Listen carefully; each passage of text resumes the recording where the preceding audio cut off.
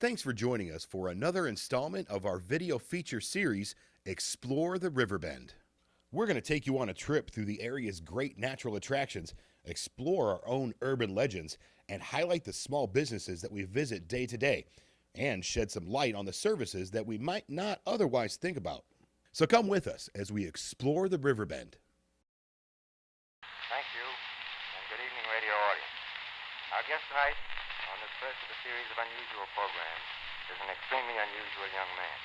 As you've heard our announcer say, he is Robert Wadlow, tallest giant in man's good memory. Now, there are claims of others to a height equal to Robert Wadlow's, but their claims have yet to be substantiated. There's no reason to believe that anyone even equals the height, 8 feet 7 inches, of young 19-year-old Robert Wadlow. He had a very high IQ. They called him the gentle giant, and that astounds me because he had every right to be a pretty disgruntled person. He had a rough life. And people say that he was very nice. He knew his height was the object of all his attention. And he sort of went along with that all of his life. Robert, who outgrew society, who really had a hard time, was a good son, a good student, made good grades, he had above average intelligence.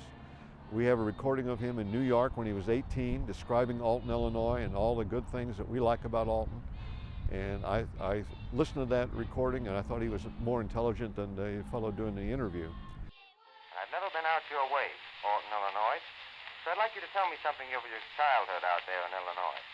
I'm warning you, you'll have to stop me, but you did hit on something I'd like to talk about. I suppose I should start off by telling you that Alton's a nice, hilly little town of about 35,000. I know that sounds like a tiny place to you, because New York's so vast and has about 200 times that many people. But Alton was the scene of quite a few incidents of importance in the history of the United States. Well, not to beat your question, Bob, but tell me something about them. I'd like to hear. Well, for one thing, Alton was the scene of one of the famous Lincoln-Douglas debates. And for another, the Lewis-Clark expedition made their headquarters a little while on the outskirts of Alton. Then we had the notorious Elijah Lovejoy assassination. You see, Lovejoy was an abolitionist in the Civil War period. Yes, I remember that. Gosh, Alton certainly has had his share of glory, hasn't it? He tried real hard to be the best he could be, and I think he did. I think he accomplished that goal, and that's what I think he'd be most proud of. I think he'd be embarrassed by a lot of this publicity. He had a very good family. His parents, his father always traveled with him wherever he went. They kept him grounded. He went to work, and again, you had the dignity of work. He supported the family, good student, so he did all the right things. And he was encouraged to do those right things by his family and the way he was raised, and I think the people of Alton treated him very, very well.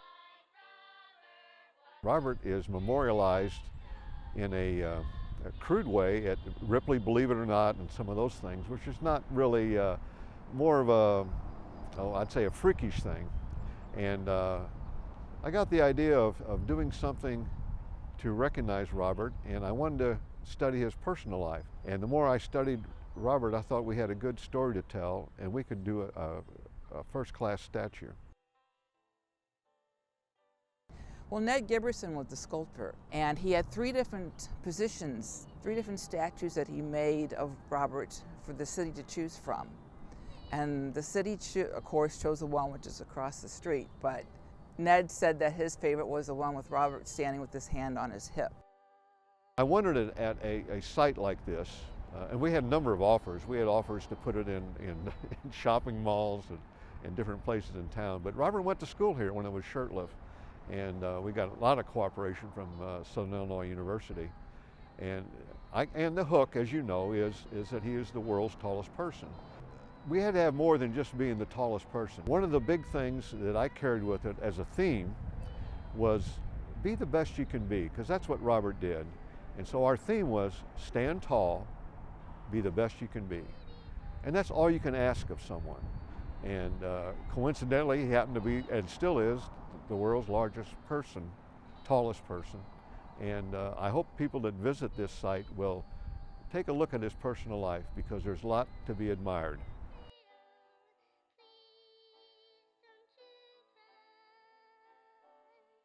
As long as I've known the museum, we've always had the Robert Wadlow display. The Franklin House, the Masonic Lodge where Robert was a member, has some things of his also. On the scale of 1 to 10, I would say we are a 10 for the Robert Wadlow interest, because that's the most phone calls, the most interest. He's worldwide known. He's on Discovery Channel, History Channel, people see him. So he's our pride here in Alton.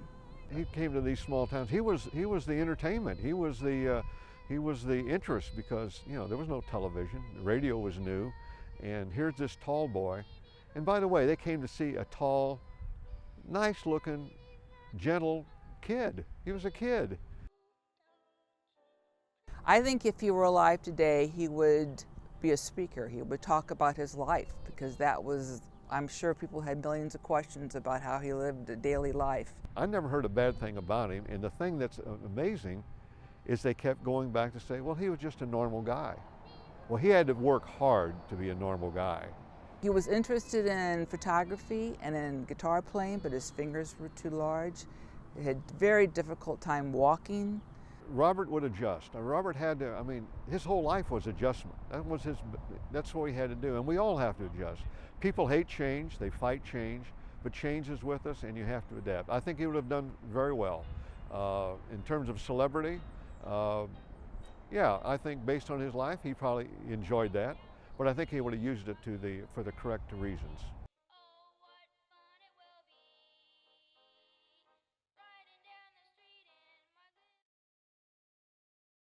We hope you enjoyed this installment of Explore the RiverBend.